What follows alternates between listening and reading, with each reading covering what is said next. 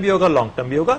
ہمیں یہ قبول کرنا پڑے گا کہ ہماری جو اپنی رسپانسز ہیں ایز اے مسلم امہ وہ ایسی نہیں ہے جہاں پر ہم یہ کہیں کہ بین المسلمین ایک قوم کے طور پہ ایگزسٹ کرتے ہیں. یہ ایسی چیز نہیں ہے. ہمارے ہاں OIC کی طرف سے, عرب لیگ کی طرف سے, کسی اور مسلمان ملک کی طرف سے ابھی تک اس قسم کا ریئیکشن نہیں آیا جو کہ آپ پاکستان کی سڑکوں پہ دیکھ رہے ہیں. اور اس کے آنے کی جب تک یہ مل کے اپنا کوئی ریئیکشن شو نہیں کریں گے تو آپ یہ پیغام نہیں دے پائیں گے لوگوں کو کہ اس قسم کی حرکت جو ہے اس سے باز رہنا چاہیے. اور دوسرے میرا خیال ہے وقت آنے والا ہے. آج فار ایگزامپل کچھ ایمبیسڈرز کو کیوں اکٹھا کر کے نہیں کہا گیا فورن آفس کے اندر بلا کے کہ یہ ایسی چیز ہے جو کہ انیکسیپٹیبل ہے؟ ہونا چاہیے تھا. یہ بھی ایک ایسی چیز ہے جو ہمیں غالباً اور تمام اسلامک کیپٹلز کے اندر یہ ہونا چاہیے. تو یہ چیزیں ایسی ہیں کچھ ایبسولوٹلی ریڈ لائنز ہونی چاہیے ہمارے نظام کے اندر. اور پتہ ہے لوگوں کو کہ رسول پاک کی شان کے اندر کسی قسم کے کوئی ویکنس کہاں پہ ہے؟ یعنی انہوں نے جیسے کہا ہے کہ ایمبیسڈرز, یورپین ایمبیسڈرز کو آپ بلاتے یا جو لوگ اس میں انوالو ہیں جن ممالک کے باشندے, ان کو بلا کے اب کلیئر کٹ ان کو ایک میسج دیتے. ون ورڈ, قیادت بے شرم اور بے غیرت ہے.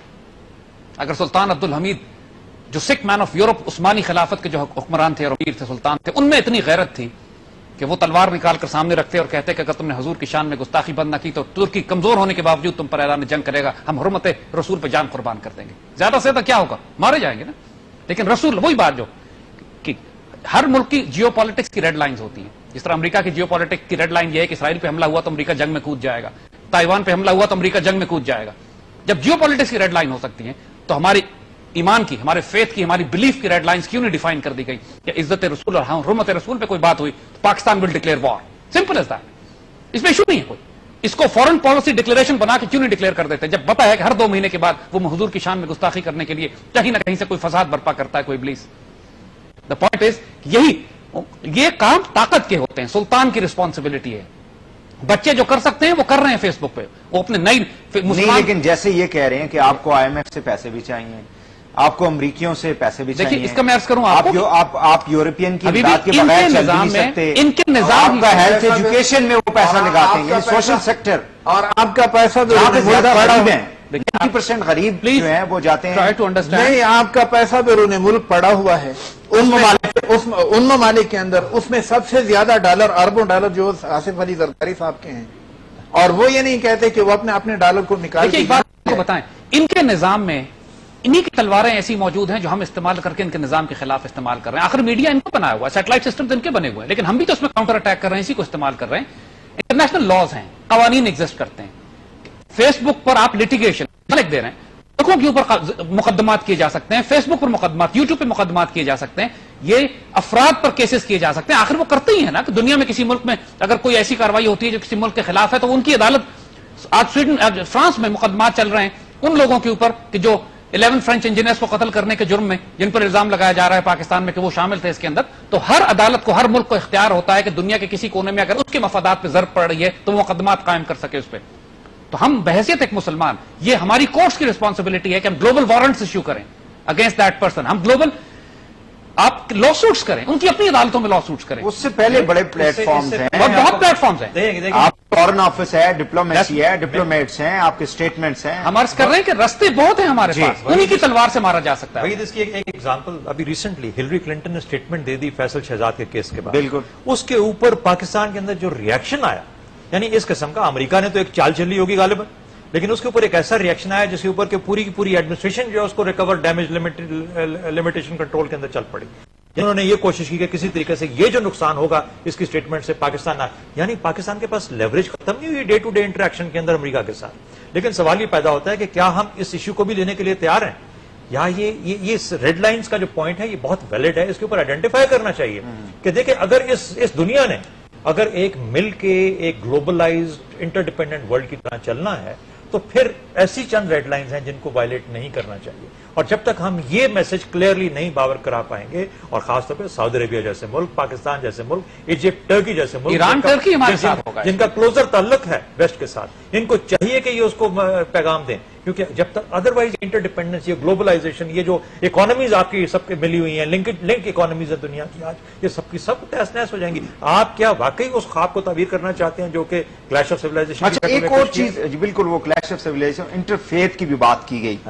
پچھلے چند سالوں میں ہم نے دیکھا ہے کہ یورپ نے اس حوالے سے کچھ کانفرنسز بھی کی, یورپ کے ممالک کے اندر سوال یہ ہے کہ اس طرح کی حرکات سے وہ انٹرفیتھ کا جو ایک سو کال جس کو میں کہوں گا نام نہاد اس کو کیسے سکسیسفل بنائیں گی یورپین ممالک یا ان کی جو قیادت ہے مسلمانوں کے اندر گڈ ول کی جو آپ بات کرتے ہیں اوباما نے بڑی کوشش کی مصر میں جا کے وہاں سے میسج دینے کی لیکن ان باتوں سے تو وہ ڈیمیج ہی ہوگا.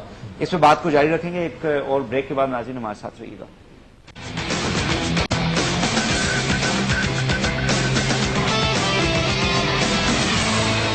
Welcome back. جی پروفیسر انٹرفیتھ کی جو بات کی جاتی ہے یعنی بین المذاہب ہم آہنگی کو فروغ دینے کی تو بڑی باتیں کرتے ہیں ایک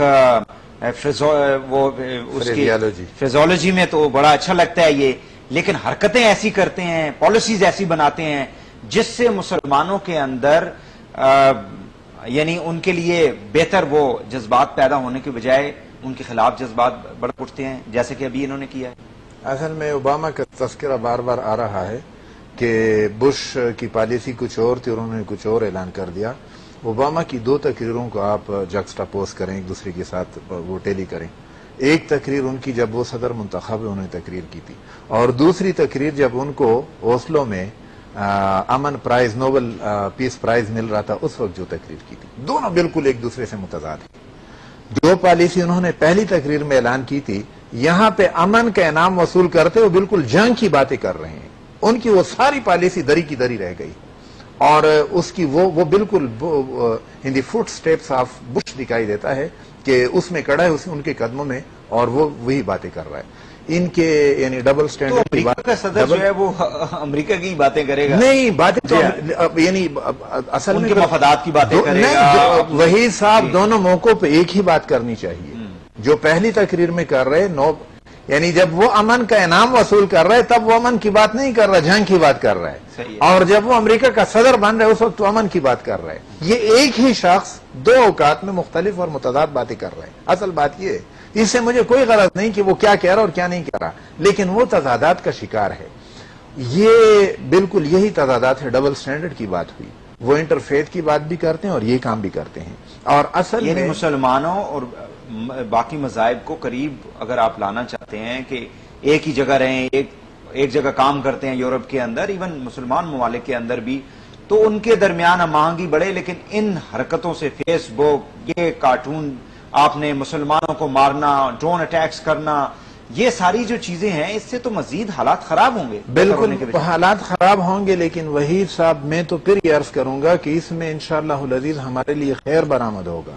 مسلمانوں کے اندر اتفاق اور اتحاد پیدا ہوگا ہم آہنگی پیدا ہوگی مسلمان اکٹھے ہوں گے مسلمان حکمران اس بات پہ مجبور ہوں گے ورنہ وہ حکومت سکتے نہیں. امت مسلمہ کو اکٹھا کرنے کی بات کرتے ہیں. آج ہم یہ نہیں فیصلہ کر سکے کہ وار اینڈ ٹیرر جو ہے یہ ہماری ہے یا امریکہ کی ہے. بالکل یہ کچھ حملے جو ہیں وہ اس کے بارے میں کوئی اسٹیٹمنٹ دیں کہ یہ کیا ہیں یہ درست ہیں نہیں درست ہیں. وہی صاحب خودکش حملوں کے بارے میں بھی اسٹیٹمنٹ آ چکا ہے. امریکہ کے ساتھ تعلقات کے بارے میں بھی واضح دو ٹوک موقف ہمارا آ چکا ہے. ہمارے حکمران جس نہج پہ جا رہے ہیں وہ خودکش پیدا کر رہے ہیں اور وہ امریکہ کی گود میں بیٹھ کے امت مسلمہ کے خون کے ساتھ خون کی یہ قیمت وصول کر مسلمانوں کے خون کی یہ حکمران. یہ بات ایرمال صاحب کہہ رہے ہیں کہ حکمران اس کو ایمبیسیڈرز کو اکٹھا کرنا چاہیے تھا. اب ایمبیسیڈر تو سیاسی لوگ عام سیاسی آدمی تو نہیں اکٹھا کر سکتا. میرے پاس تو یہ اختیار نہیں ہے.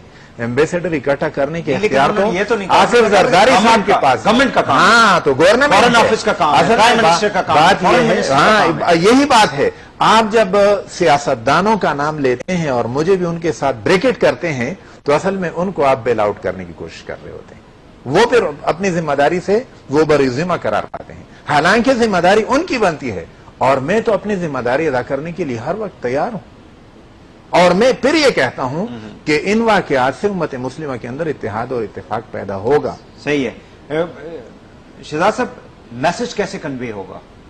یعنی ایک تو پاکستان نے اپنے لیول پہ ایک میسج جو ہے وہ دینا ہے یا جو کچھ بھی یہاں پہ ہو رہا ہے عوام کے اندر جو جذبات پائے جاتے ہیں لیکن اگر آپ نے امہ کی بات کرنی ہے تو وہ پھر ان کو اکٹھا کیسے کیا جائے گا؟ وہ میسج ابھی تک تو ہمیں دکھائی نہیں دیا پچھلے دو. دیکھیں اس کے لیے بھی لیڈرشپ لینے کی ضرورت ہے, اس کے لیے بھی ایک کانٹیکٹ ڈیولپ کرنے کی ضرورت ہے, اس لیے بھی at the level of the heads of states, heads of governments آپس میں ایک کانٹیکٹ اسٹیبلش کرنے کی ضرورت ہے. دیکھیے جب ہمارے بچے اور ہمارے لوگ ایک اپنے جذبات کے اندر آتے ہیں باہر اور آ کے اپنے جذبات کا اظہار کرتے ہیں, اس کے بعد